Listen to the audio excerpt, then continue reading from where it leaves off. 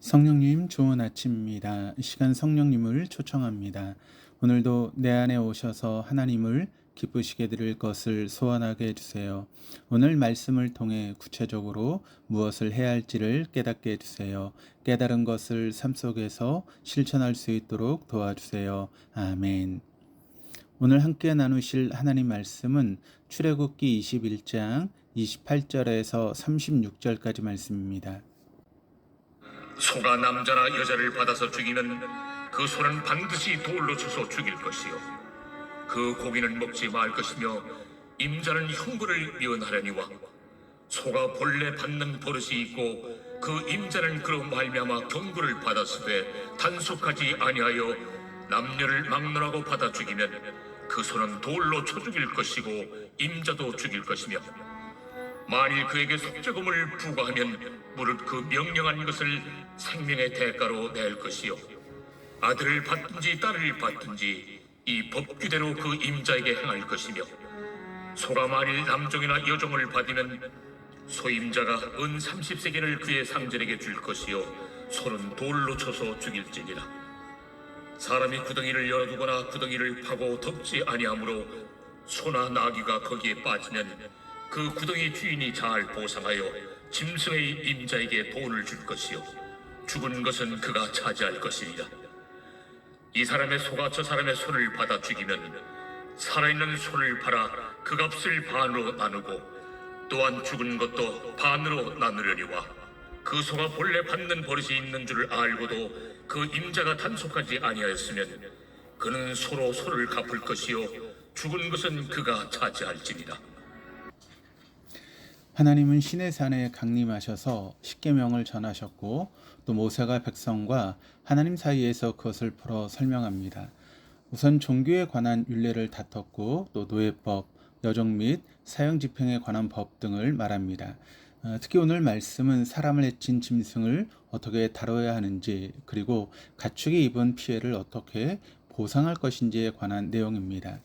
28절에서 29절입니다. 소가 남자나 여자를 받아서 죽이면 그 소는 반드시 돌로 쳐서 죽일 것이요 그 고기는 먹지 말 것이며 임자는 형벌을 면하려니와 소가 본래 받는 버릇이 있고 그 임자는 그로 말미암아 경고를 받았을 때 단속하지 아니하여 남녀를 막론하고 받아 죽이면 그 소는 돌로 쳐 죽일 것이요 임자도 죽일 것이며. 오늘 말씀은 기르던 소가 사람을 받는 바람에 사람이 죽게 된 경우를 이야기를 하고 있습니까? 이것이 살인입니까? 살인이 아닙니까? 살인이라고 하는 단어 자체는 쉽게 이해할 수 있지만 그 적용은 굉장히 다양하고 어려울 수 있습니다. 누군가는 소의 주인이 살인죄에 해당한다라고 볼 수 있고 어떤 이는 전혀 책임 없다라고 볼 수도 있습니다. 오늘 말씀을 보면 주인이 소가 그렇게 받는 성질이 있다는 것을 몰랐다라고 한다면 살인의 책임에서 면제된다라고 합니다. 하지만 그 임자가 받는 버릇이 있는 소에 대해 경고를 들었는데도 그 관리를 소홀히 하여 사람이 죽었다면 살인에 해당하기에 소유자도 죽이라고 명합니다. 여기서도 해석의 여지는 물론 있습니다. 소가 어느 정도 주기로 받으면 받는 버릇이 있다라고 할 수 있는지, 경고를 받았다고 한다면 얼마나 또 어떤 강도로 말을 들어야 경고라고 할 수 있는지 등등입니다. 소 역시 가축화 된 동물이기에 그 본래 성향은 여타 들짐승과 다름이 없습니다.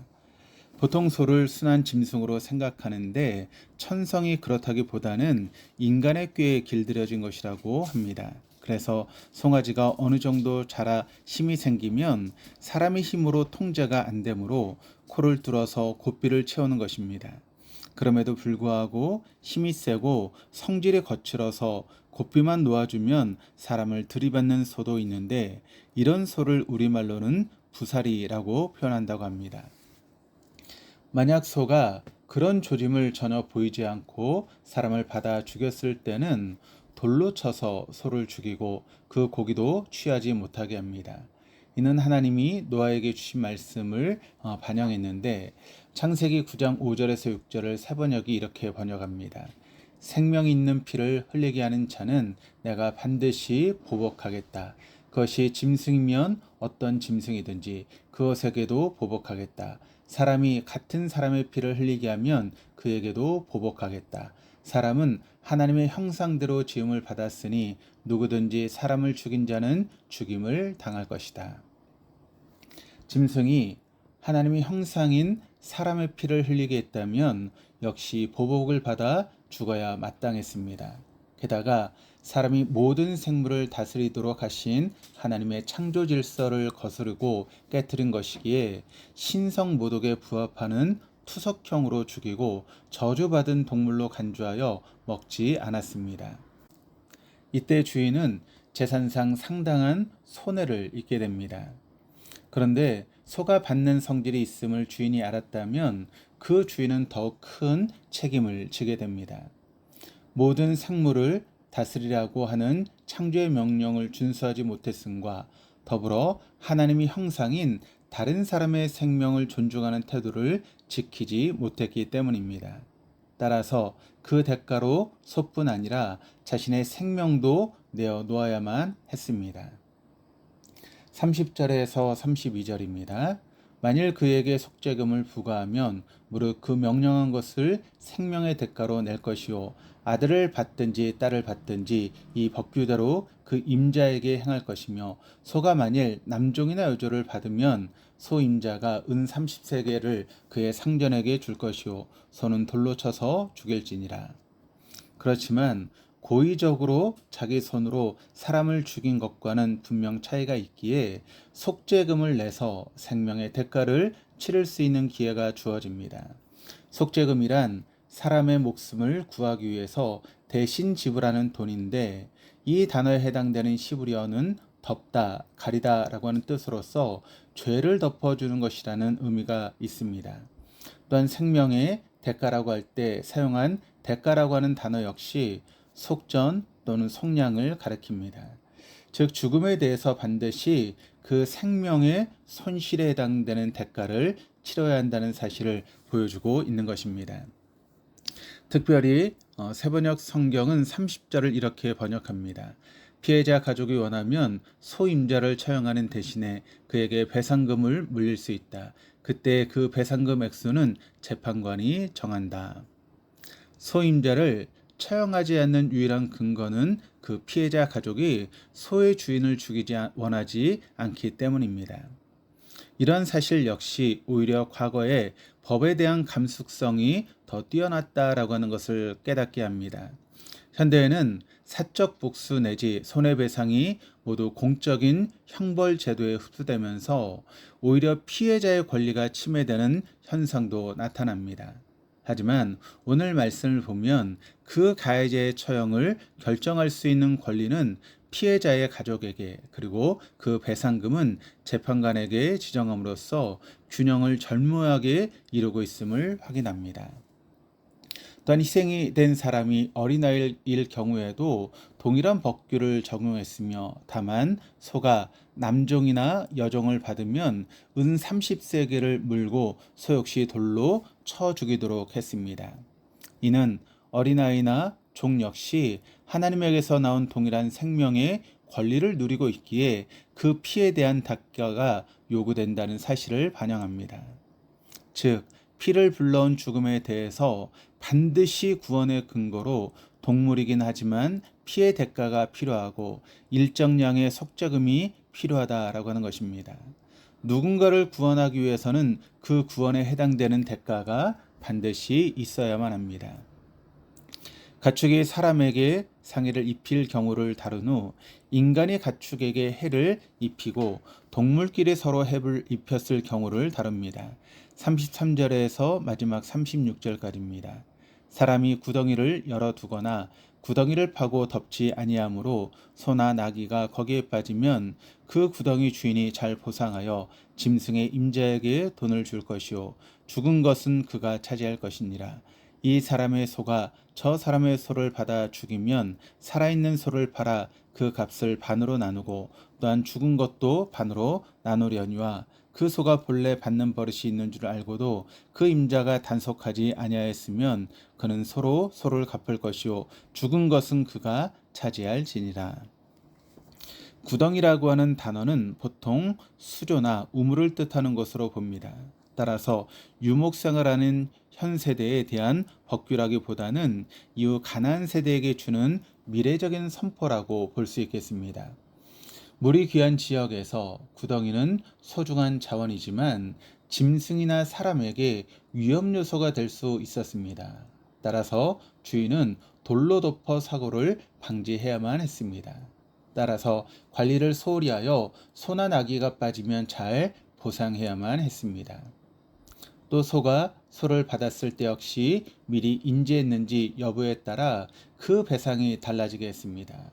다만 어느 경우에도 가해자 역시 크게 손해를 보지 않도록 조정했다라고 하는 점이 흥미롭습니다. 그런데 여기에서 특별히 잘 보상하다라고 하는 단어를 살펴볼 필요가 있습니다. 이 단어는 히브리어로 샬람인데 샬롬과 동일한 어근을 지니며 그 의미는 온전하다, 완전하다라고 하는 그런 뜻입니다. 그래서 보상과 배상을 통해 회복된 평화의 관계를 맺는다라고 하는 의미가 있습니다. 중요한 점은 피해에 대한 보상이 구속의 차원에서 발생하여 관계의 회복을 낳는다라고 하는 사실입니다. 하나님이 주신 법의 근본 원칙은 가해자에 대한 처벌이 아니라 구성원의 샬롬에 있습니다. 그리고 누가 피해를 입었든지 간에 그 대가를 지불하게 함으로써 모든 생명의 근원이 하나님께 있음을 가리킵니다. 오늘 말씀을 통해서 법의 적용과 원리에 대해 간단히 살펴보았습니다. 하지만 사실 오늘날의 법 이유와는 많이 다른 면이 있습니다. 하나님이 십계명과 율법을 주실 때는 하나님께서 직접 법을 주시고 하나님이 세운 사람이 법을 해석하고 실행했습니다.